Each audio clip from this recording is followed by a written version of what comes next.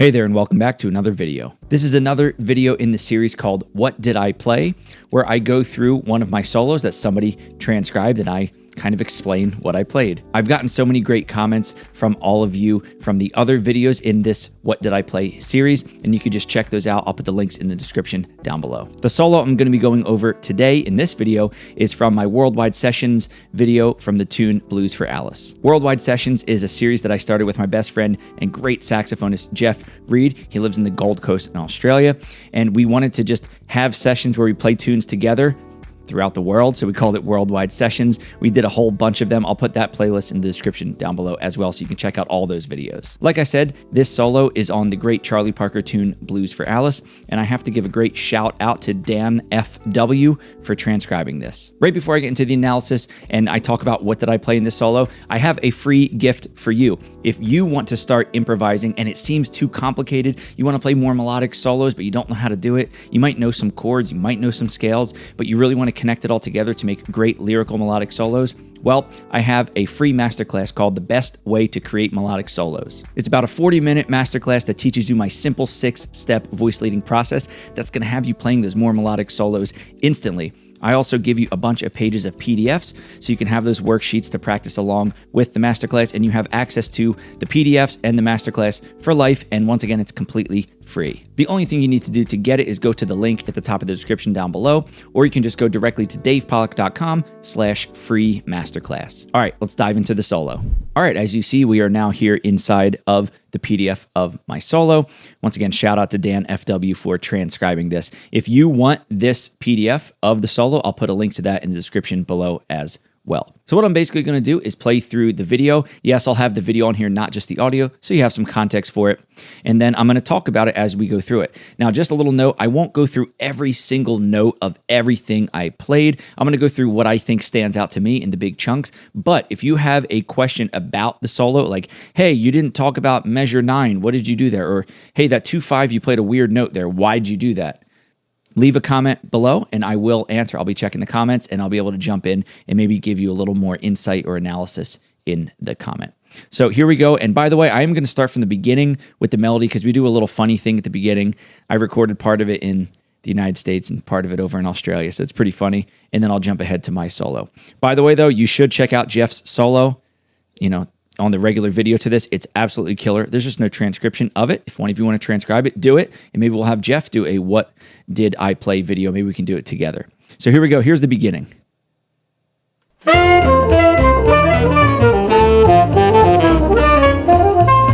man. It's not gonna work out. I'm gonna get my buddy. Yo! What? Yo, what's up? What up, dog? Who's this? What's up, man? Good to see you. Who's this? You ready to play? Let's do it. Let's get this guy out of here first. Oh! That little wave Jeff does is so funny. I love it. Check it out. Oh, it's so good.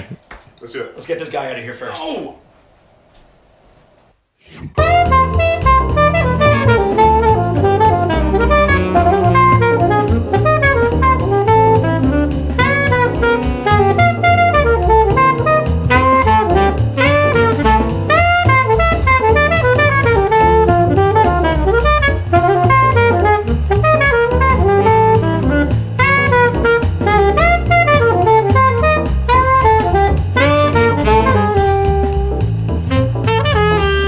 Okay, like I said, go check out Jeff's solo. It's absolutely killer. But for now, because of this, the type of video this is, I'm going to jump ahead to my solo. And I'm going to keep the PDF up here the entire time. So make sure you check it out. Here we go.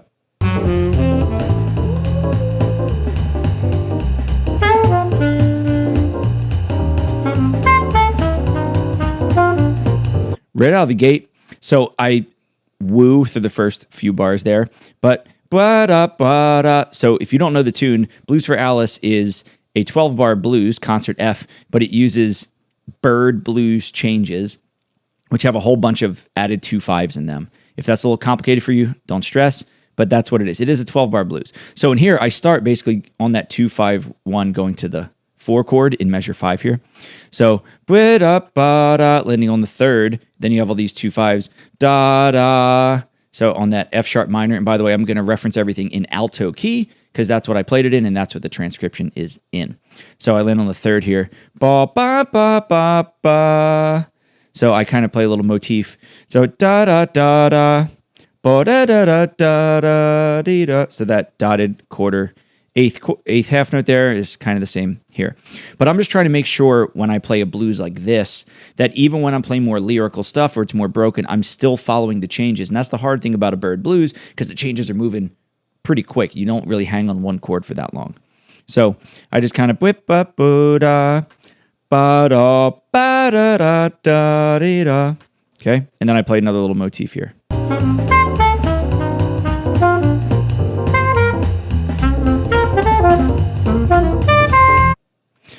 Ba-da, ba-da, ba-ba-da-da-da. Just kind of like playing on beat 4 here, beat 4. Ba-ba-da-da-da, ba-da-da. I'm going to talk a lot about little specifics in here. So right here, over the D7 to B7, the 1-6, like in the 1-6-2-5, I play G, F, F sharp, ba-da-da. So it's a chromatic upper lower enclosure landing on the F sharp.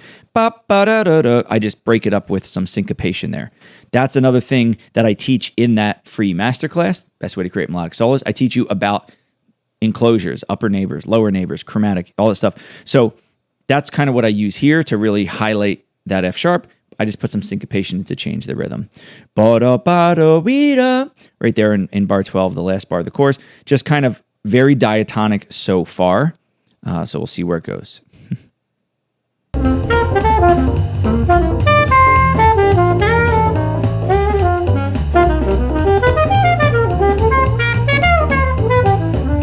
So that's a line. I think we kind of made a smile, because I think we had talked about da da da da da da da da da. Whenever you have a 2-5, go into the sharp 11 there. So over the minor 2-5, the C sharp half diminished F sharp, I go da da. So I start on that flat 5 of the half diminished chord, the G natural. Bwee da, sharp 11, da da, sharp 11. So it's just this ba-da-do-da-do-do. You can do that over any 2-5 major or minor. Hit the sharp 11 of the dominant chord. It's a really colorful sound. Ba-da-bo-do-do-do-do-do-do. So this chord here, if you notice, is an E augmented triad. Dan wrote it as C. So C, so it's E, G sharp, C, E, G sharp, C. So it's just an augmented triad. Over a 2-5 there, you might say, how does that work? I guess I was just trying to play some altered stuff over D7, over the entire bar. I wasn't thinking 2-5. I was just thinking like alter to get me to G7. So that's what I did. So, if you want to really analyze it, the E is the 9 of D, the G sharp is the, what is that, sharp 11, the C is the flat 7. So, there's some chord tones in there, upper extensions, 7, 9, 11. So let's keep going with this eighth note line. Oh, look, another enclosure here, diatonic enclosure, A, F sharp to G. A lot of people say like, well, why are you using F sharp there? It's a G7 chord. But when you're thinking about moving forward, this is something I also talk about in the free masterclass, is that it almost doesn't matter what you play over this chord, because the act of an enclosure or leading tones is just a way to set up the next thing. So even though I play an F sharp here, you're not hearing it as an F sharp crunchy over a G7, the F sharp thing. It's just ba-do-da. It just lands on that G. It's a way to highlight the next note. Okay. And then I just kind of play diatonically here in F, 1 flat, because that's the 2-5. And then ba-da-da-da, basically playing down an F sharp minor 7 chord, but starting on the 9. 9, 7, 5, 3 of the F sharp 7 there. F sharp minor 7. Back it up a little bit.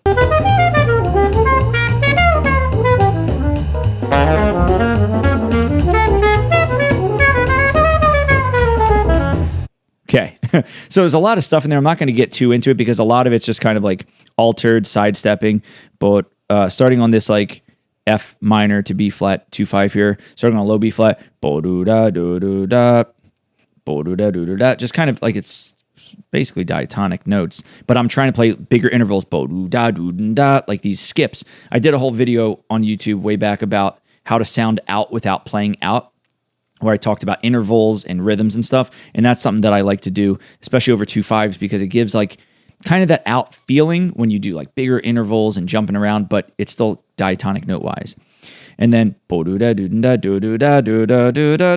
so this is kind of like just getting me to G, B, D, F sharp, which is 3, 5, 7, 9 of E minor.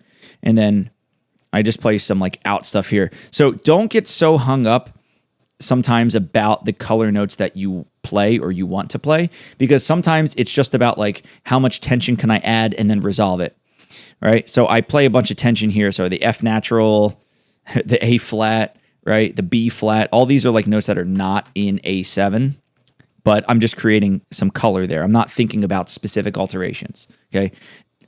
If a professional tells you every time they play every note, they're thinking of every alteration, they're either very contrived in the way they're playing things and they're just like playing the same thing all the time and it's way too nerdy, or they're just lying to you, okay?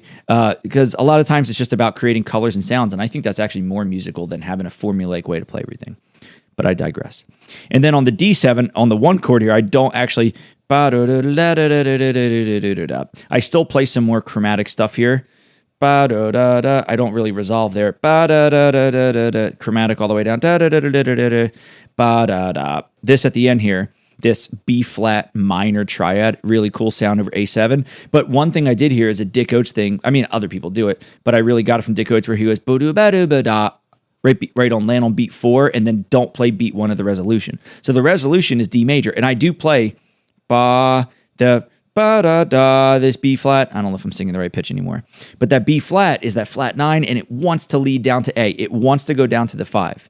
Listen to it. You'll probably hear it. And that's the act of doing this line, is that the audience kind of hears the note that's not there. Oh, let me go back a little bit more. Check this out.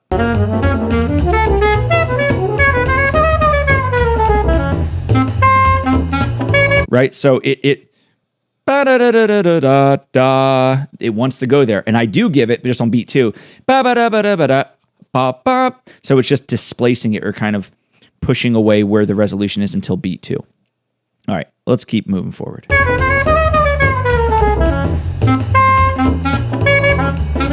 Sorry to keep stopping, but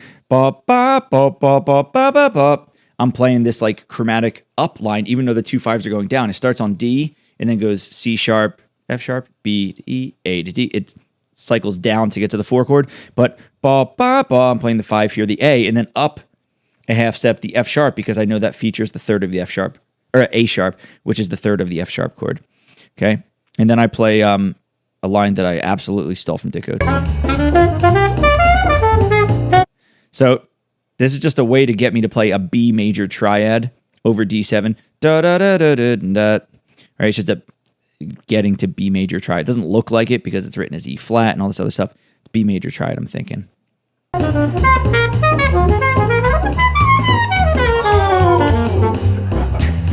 His reactions, I love it. I love playing with Jeff for a million reasons, but one of them is he's like the best hype man you can ever imagine.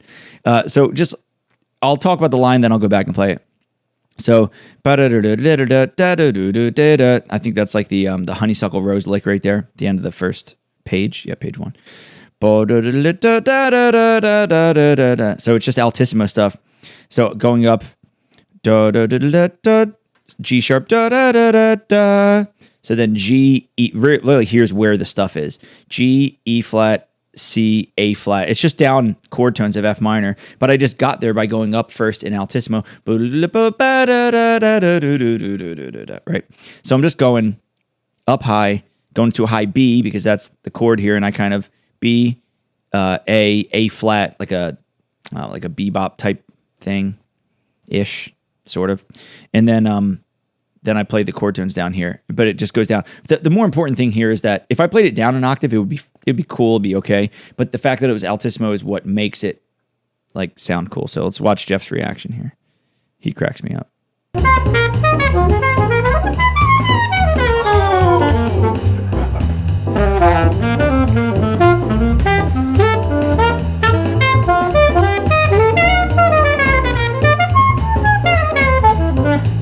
Okay. By the way, I am playing Jeff's alto here. If you're wondering why I'm playing on a silver alto, when I was here, and I didn't even mention, this is from 2019. That was actually the last time I was in Australia with him. I visited him 3 times so far, but the last time was 2019. I'm filming this in 2024. It's been way too long. But I didn't want to bring my alto on this trip, so I just brought like my mouthpiece and my gear back then and stuff. And I just played his alto, just so you know. But after I get through that altissimo line,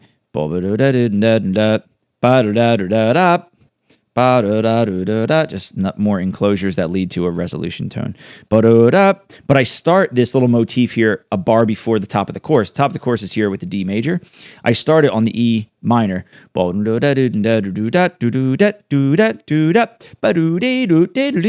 So I'm building this, I'm jumping up by sixth each time. So it kind of gives this intervallic motif. Sort of harmonic motif, but I change up the harmony based on the notes or based on the chords to fit the sixth kind of interval. Okay, and then I keep going. Let me go back to that little motif.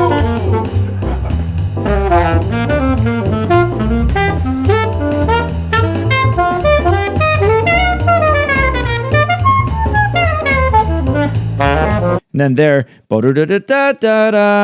once again, I'm anticipating the G minor on the end of 4, and then rest on beat 1, and then come in with the rest of the line, and I play like an what is that? Like an F sharp minor triad, I don't know, something. Going to F sharp though, minor here. So I kind of anticipate it early. A lot of like chromatic stuff here, a lot of like, you can pick out, if you wanted to, go through and pick out all the leading tones, all the neighbor tones, all the enclosures. If you watch that masterclass, you'll be able to pick those out really easily.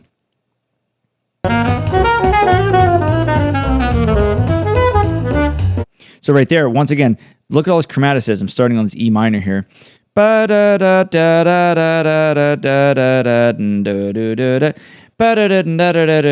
I get from E to A. I get from root to root. Once again, it's not so much about the notes that you're playing over the chord. It's where they're leading to or what they're saying, right?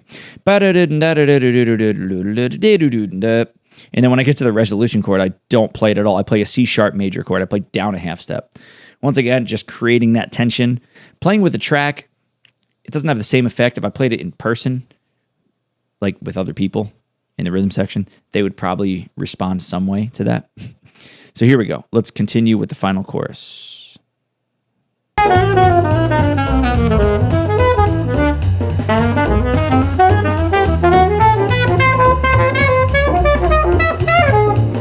Okay, so this is all just playing like chromaticism that's like out of the key. I wanted to just stay out and just like not have it lock in because I played semi-diatonic this whole time. Like I played in the key for the most part. You know, I added some color stuff, but I wanted to like play the blues as the bird blues anyway. But what I did here is I'm thinking more of intervals now. And you see at the end of this, towards the end of the second bar of this chorus here, over the C sharp to F sharp, I start with this jump of like a tritone, then a fifth, then like a minor sixth, then a major sixth, then a minor 7, then a major 7, then an octave. Wow, I actually did all that. It's pretty interesting. I haven't looked at this, so it's pretty funny that I did that. So I did, there's a major third here, and then it was tritone, then 5, flat 6, 6, flat 7, natural 7, then an octave here. So just building in octaves, basing the note, the bottom note on D, which is the key of the tune. Does it fit over all these chords? Ish, you know? Here, let me go back a little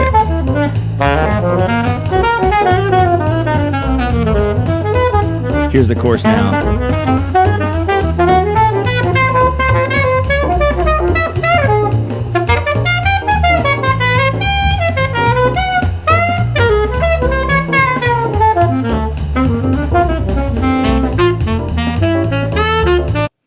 Yeah, Jeff crushes it. Absolutely. Go check it out. I would just analyze his if I had the transcription in front of me. So if one of you want to do it, please do it and send it to me. That'd be awesome. Or Dan, if you want to do it, that'd be great. Okay. So the end here, I just kind of play sort of stuff in the key-ish. And then da-da-ba, so I play with that 2-5 that's going descending by half step. But doing this, da-da-wee, 9, 3, 7, then fill in the chord tones 5, 3, 9, 3, 7, right? That's a great little thing that I like to do. Starting on minor chords, if you play the 9 or the 2, 2 and then flat 3, so it's a half step. You can basically make over F sharp minor 7, you could play an A major 7 chord, so A, C sharp, E, G sharp. That's 3, 5, 7, 9 of F sharp minor. But if you start on that G sharp, and I just omitted some notes in it's a really cool sound. Just basically playing chord tones, but not playing the root, and instead adding the 9 in there. Really cool sound. And then at the end, I just kind of play a bunch of nonsense. I play a bunch of chromatic stuff that leads to this F sharp over the 1 chord. 3, 1, 5, 4, 3. Just straight diatonic at the end there.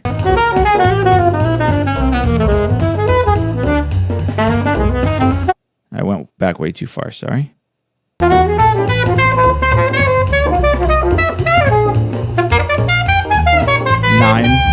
9. Da da da da da. There's more enclosures. So right here at the very end, like when I teach 2-5-1s and stuff, I might teach you C sharp B A. So going up, starting on the 3rd of E minor, lower upper, land on the 3rd, right? Enclosure, lower upper, land on the 3rd, and then you can just play like B A or C sharp B A G F sharp. But here what I did was C sharp B flat A, but in between I put the note G so you get more enclosures with the color there. So really I'm thinking about the downbeats, adding those 2 G's.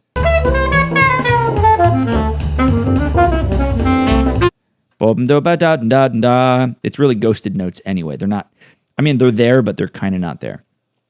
And, you know, hopefully this didn't confuse you a little bit. And if it did, I apologize. But this is definitely not for the very beginner person. I wouldn't like attempt to play this. I would have a hard time playing through this, reading it. There's a lot of stuff. It's much easier to improvise this than to read it. Okay. At least for me. But I hope you understand, like when going through all this stuff, there's some, you know, I glossed over a bunch of notes and you might go, well, what are they? What are they?